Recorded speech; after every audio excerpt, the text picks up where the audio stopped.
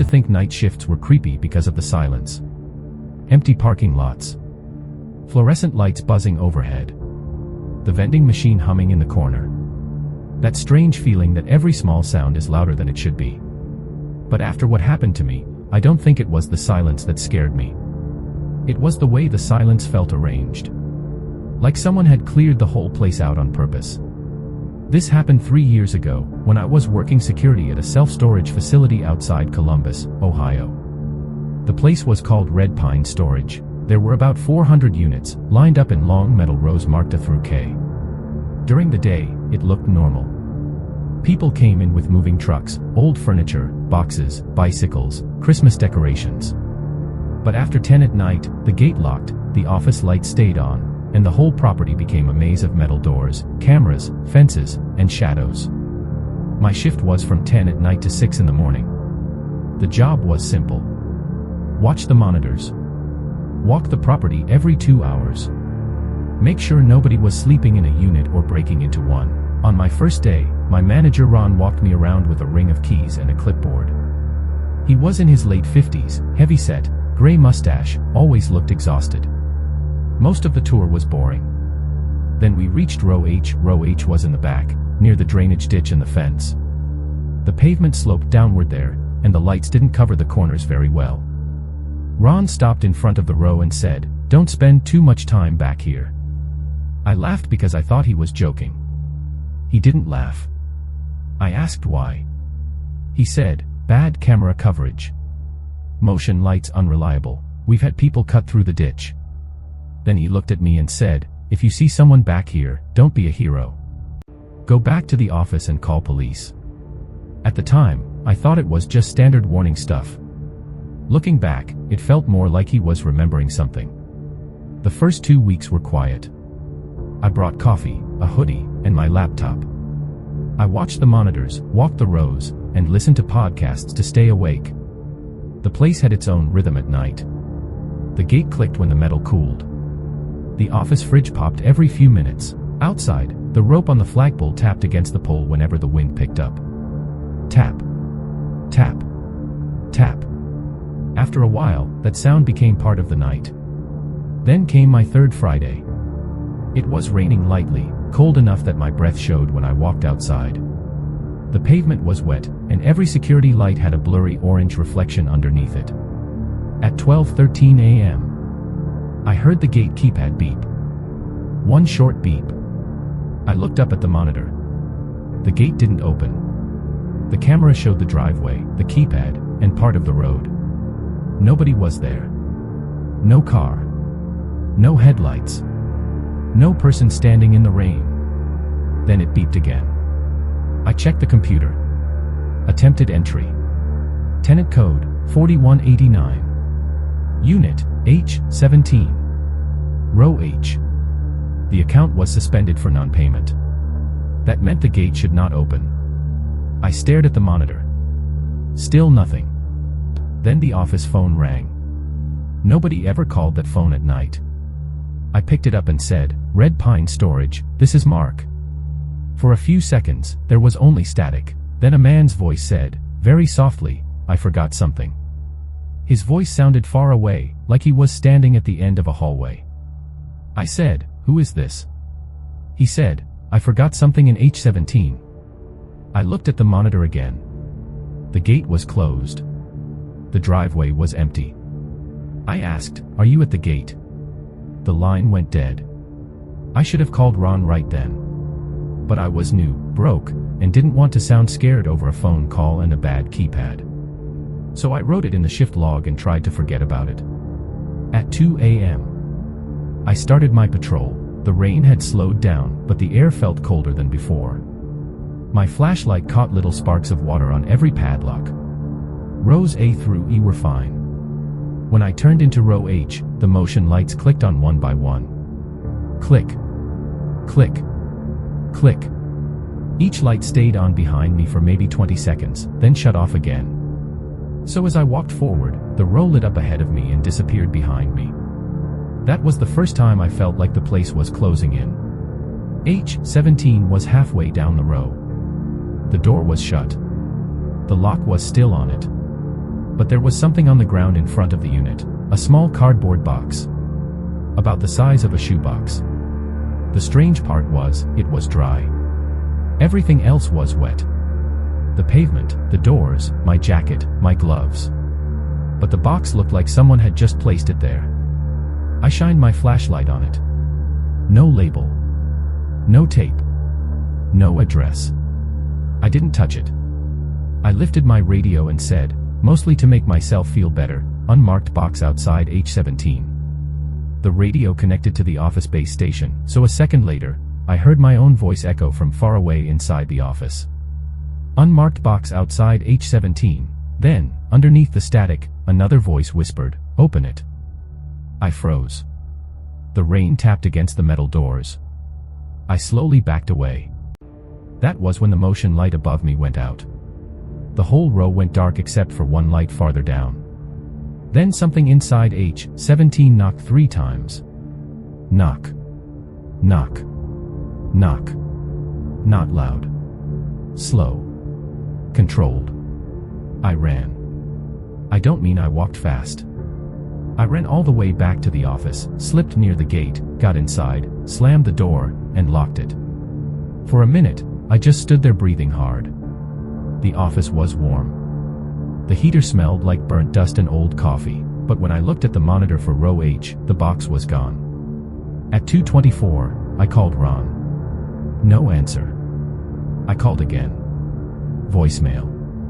Then I called the non-emergency police line and explained that I was a security guard, that there had been a strange phone call, a box, and knocking from inside a locked unit. The dispatcher asked, "Did you see anyone?" I said no. She asked, "Is the unit open?" I said no. She said they could send a car when one was available, which meant no one was coming soon. For the next hour, nothing happened. And somehow that made it worse. The rain softened. The monitors showed empty rows. The clock on the wall clicked louder than before. At 3:31 a.m. the phone rang again. I let it ring 5 times before I answered.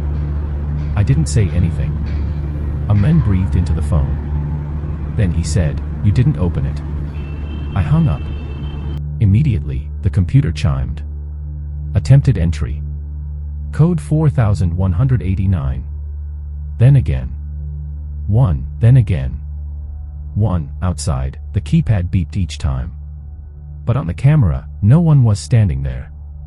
Then the gate started to open. Slowly. Not all the way. Just wide enough for a person to slip through sideways.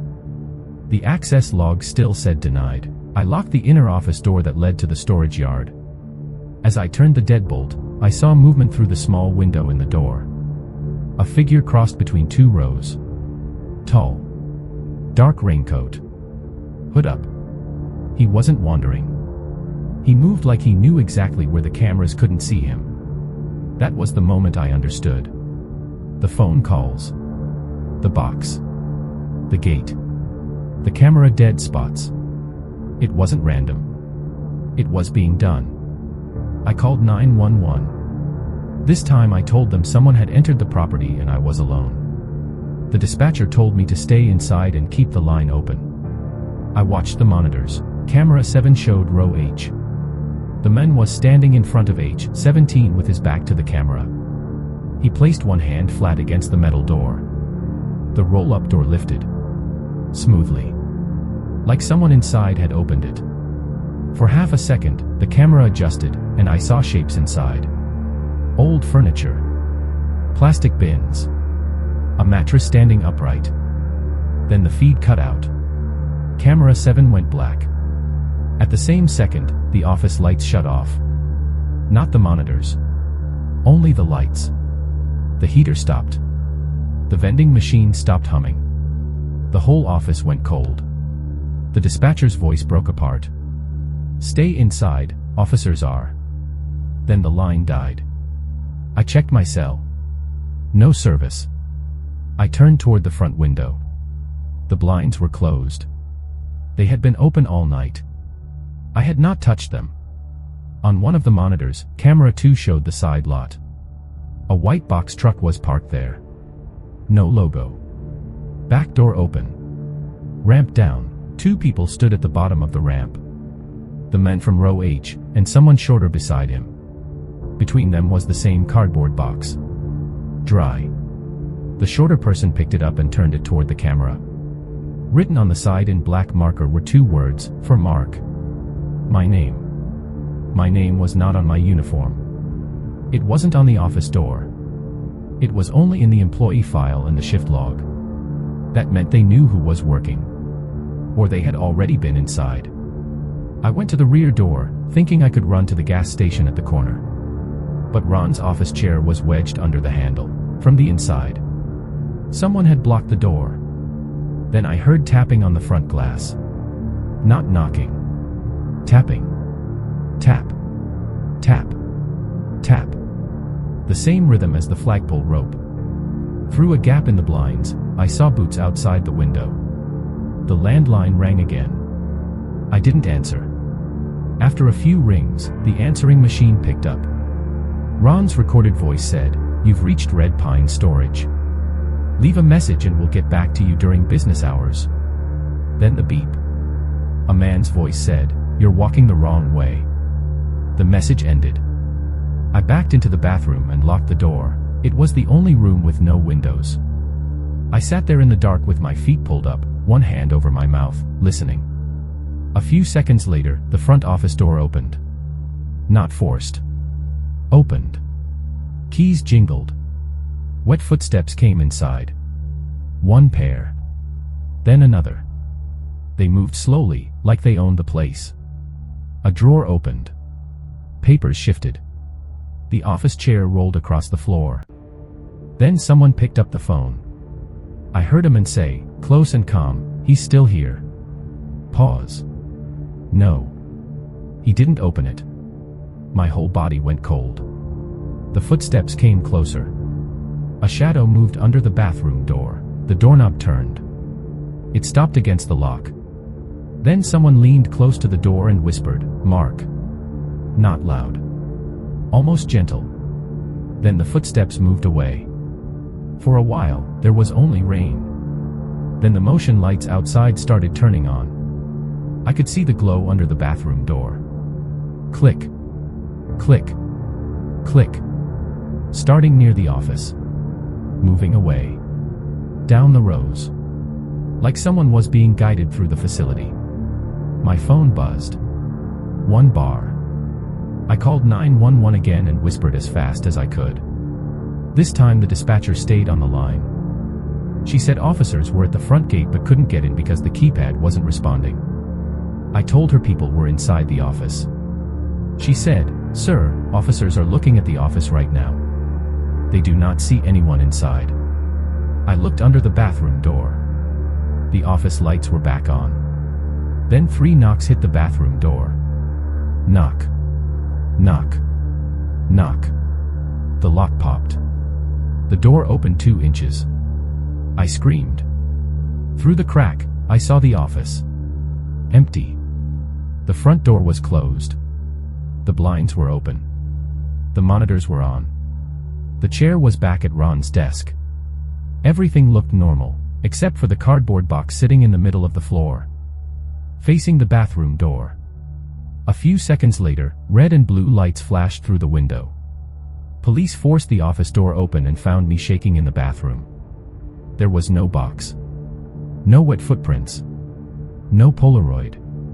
No sign anyone had been inside. The phone showed no recent calls. The gate log showed no entries after 10 p.m. And camera 7, according to the system, had been offline for maintenance since midnight. When Ron arrived, the officers opened H17. Inside were old couches, plastic bins, a broken dresser, and a mattress standing upright. Nothing else. But on the concrete floor, just inside the door, there was a dry rectangle. About the size of a shoebox. Like something had been sitting there while the damp air settled around it. Later, Ron told the police that H17 had belonged to a man named Daniel Mercer. Years earlier, Mercer fell behind on payments, came back one night demanding access, and got into an argument with the night guard. 2 days later, his truck was found abandoned behind the drainage ditch. Mercer was never found. The unit had been locked ever since. I quit that morning. Ron didn't try to stop me. He just nodded, like he had been expecting it. The facility closed the next year, then reopened under a new name. I never went back. But sometimes I still search the address online. Last winter, I found a 1-star review from a woman who said she rented a unit in the back row. She said her lock kept being turned upside down. Then she wrote one sentence that made my stomach drop. Every time I go there after dark, someone calls the office phone from inside my unit. The review disappeared 2 days later. I still have the screenshot. And sometimes I think about that box. About row H. About the lights turning on one by one, like the building itself was showing someone where to go. But the part one can't stop thinking about is the message on the answering machine. You're walking the wrong way. At first, I thought it meant I was trying to escape through the wrong door. Now I'm not sure. Maybe it meant the patrol route. Maybe I was supposed to walk all the way to H17. Maybe I was supposed to open the box. And sometimes, when I can't sleep, I wonder what was inside. Or worse, what they were planning to put inside.